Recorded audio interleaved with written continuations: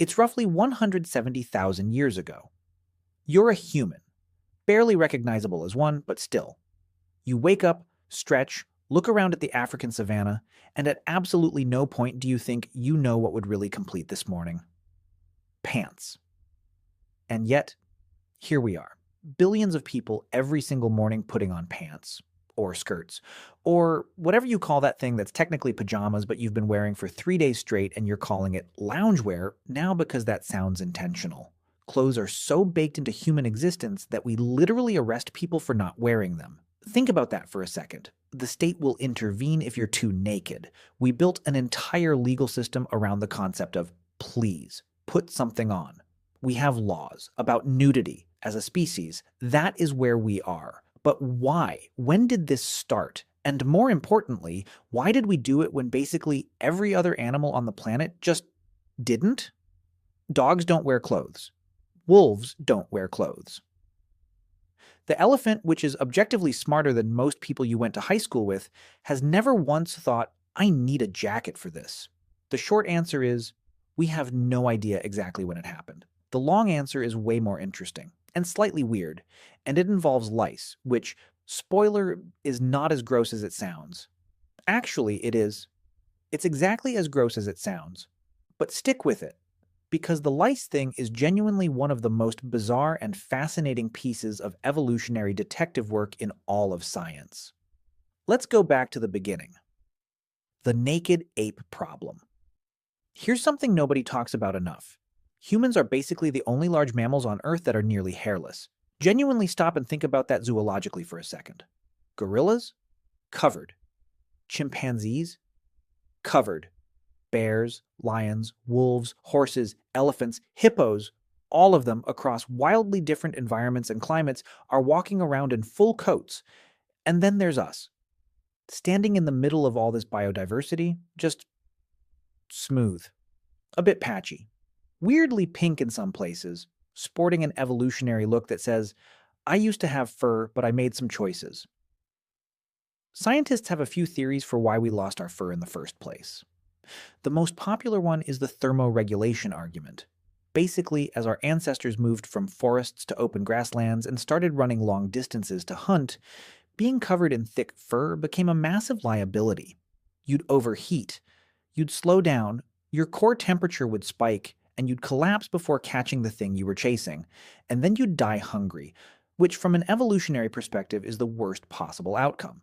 So over hundreds of thousands of years, we gradually shed our fur and developed something better, an absolutely insane number of sweat glands. Humans have approximately 2 to 4 million sweat glands on their bodies.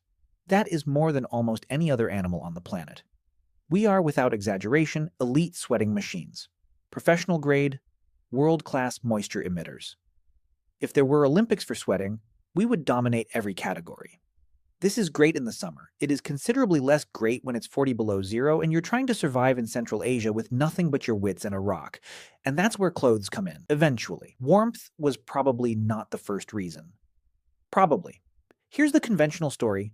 Humans moved out of Africa, hit colder climates, got cold, wrapped themselves in animal skins, and that's that. Simple, clean, logical. A 5-year-old could figure it out.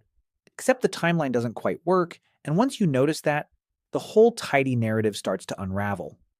Genetic evidence, which we'll get to in about 30 seconds, suggests that humans started wearing clothes somewhere around 100,000 to 170,000 years ago. The problem is that modern humans didn't really start migrating out of Africa in significant numbers until around 70,000 years ago. So if clothes were purely a response to cold weather, why are they appearing tens of thousands of years before humans actually went anywhere cold? Something else must have been going on earlier. Something social. Something that has more to do with who we are as a species than with the temperature outside.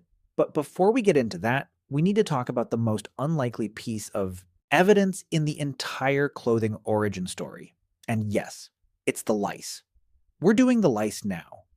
The louse that changed everything. Researchers at the University of Florida were doing what geneticists do, which apparently involves staring at very small things for extremely long periods of time and occasionally having a breakthrough that changes everything. And they decided to map the evolutionary history of human lice. Now, here's the crucial piece of biology you need to understand. Humans have two main types of lice: head lice and body lice. Head lice live in your hair.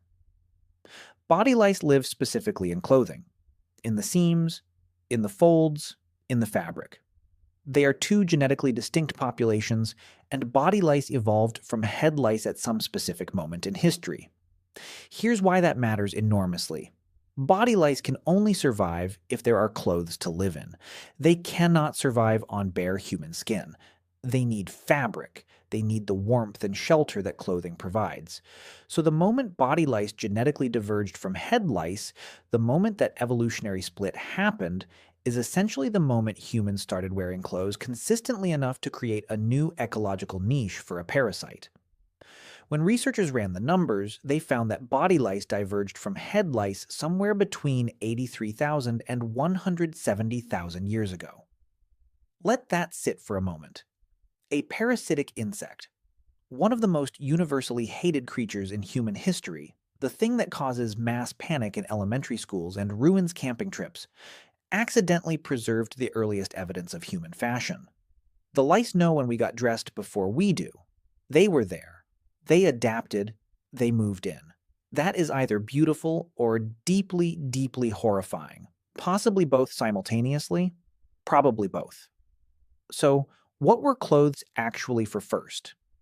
Okay, so we've established that clothing predates the migration out of Africa by a significant margin, which means warmth cannot be the original driver. So, what was? Theory number one: basic physical protection. Not from cold, but from sun, insects, sharp vegetation, and general abrasion. If you're spending your days walking through tall grass and thorny scrubland, tracking animals across rocky terrain, a basic wrap or loincloth made from animal hide creates a meaningful barrier between your skin and things that want to scratch, bite, or burn it. It's not glamorous, it's not philosophically interesting, but it probably kept early humans significantly more comfortable and reduced infections from small cuts and wounds. Sometimes the boring answer is the right one. Theory number two is where it gets genuinely interesting: social signaling. Humans are, at our core, profoundly social animals. We are obsessed with hierarchy in a way that goes bone deep. We are constantly, compulsively communicating who we are, what group we belong to, what status we hold, whether you should be scared of us, or attracted to us, or deferential to us. We do this with our posture, our facial expressions, our voices, our hairstyles, our tattoos, and, quite possibly from very early on, with what we drape over our bodies. There's evidence that our ancestors were using pigments like ochre for body decoration as far back as 200,000 years ago. That's before the lice evidence for clothing, so the impulse to decorate the body to signal something visually about yourself to the group, that may actually be older than clothing itself. We were painting ourselves before we were dressing ourselves.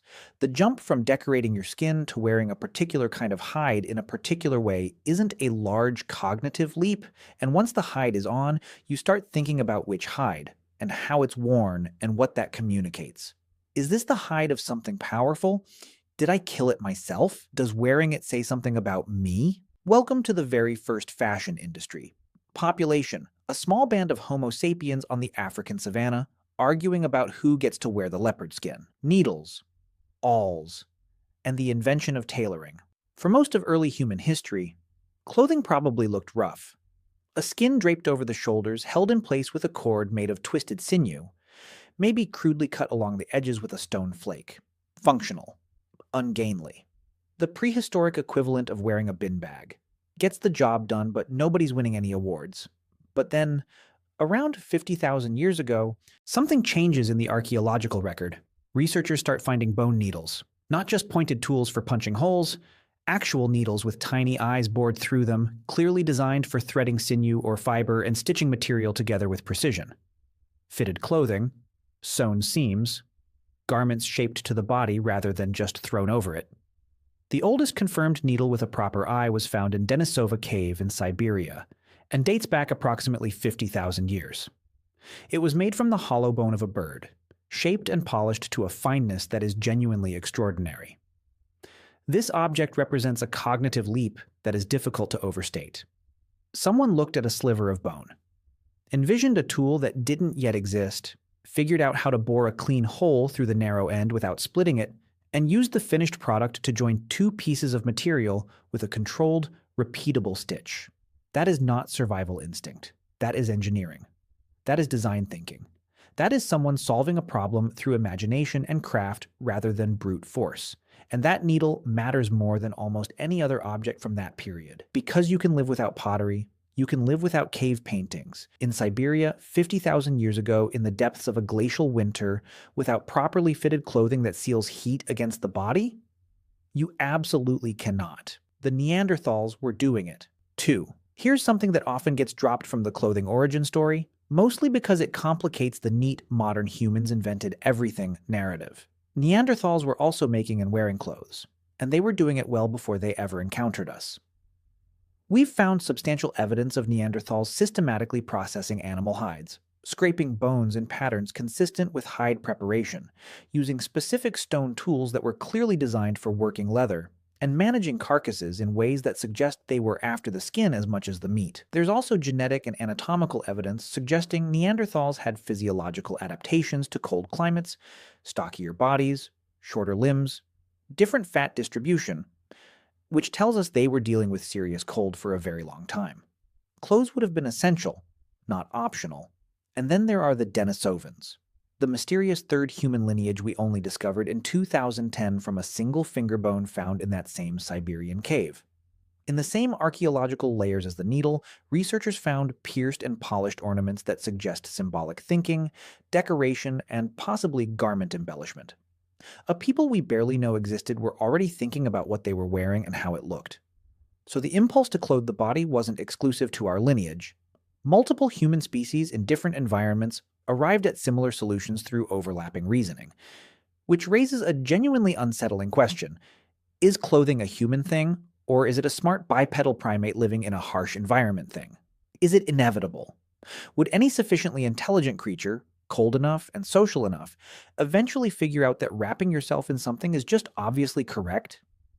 We don't know, but the convergence across species is very hard to dismiss. Let's take a step back and talk about the truly strange thing here. The thing that separates human clothing from every other animal's relationship with shelter or protection. If clothes were purely practical, every culture across history would converge on the most thermally efficient solution for their climate and just stay there forever. Thick hides in the Arctic, light plant fiber in the tropics, same shapes, same function, total standardization. Done. That is categorically not what happened. What happened is that humans immediately and universally made clothing mean something. In every culture we have records of, going back to the earliest archaeological evidence, clothing carries symbolic weight that goes far beyond its physical function. Priests wore different things than warriors. Rulers wore things nobody else was allowed to wear. The dead were buried in specific garments suited to their status and the journey ahead of them. Ceremonies required specific dress that would be absurd in any other context. Some of the oldest textile fragments ever found weren't just pieces of fabric. They were dyed in multiple colors. Someone, tens of thousands of years ago, looked at a perfectly functional piece of woven material and thought, this needs to be a different color. Not because it would keep them warmer, but because it would mean something different. Because it would say something. This is the fundamental weirdness of human clothing. We use it as language. We use it to construct and broadcast identity. We use it to say, I belong to this group, I hold this rank, I am mourning, I am celebrating, I am dangerous, I am available, I am sacred, I am ordinary. No other animal does this. Peacocks display, sure. Cuttlefish change color, but they're not choosing what to communicate based on social context, cultural history, and personal narrative. That's entirely ours. And it started, as best we can tell, in Africa between 1 and 200,000 years ago, when some ancestor of ours picked up a piece of ochre, painted themselves with it, and felt something click into place about who they were in relation to everyone else. Even if warmth wasn't the original reason, it became a survival-critical one fast. Between roughly 120,000 and 70,000 years ago, Earth went through a series of brutal glacial cycles. Global temperatures plunged, Ice sheets expanded dramatically. Large portions of Africa became hyper-arid.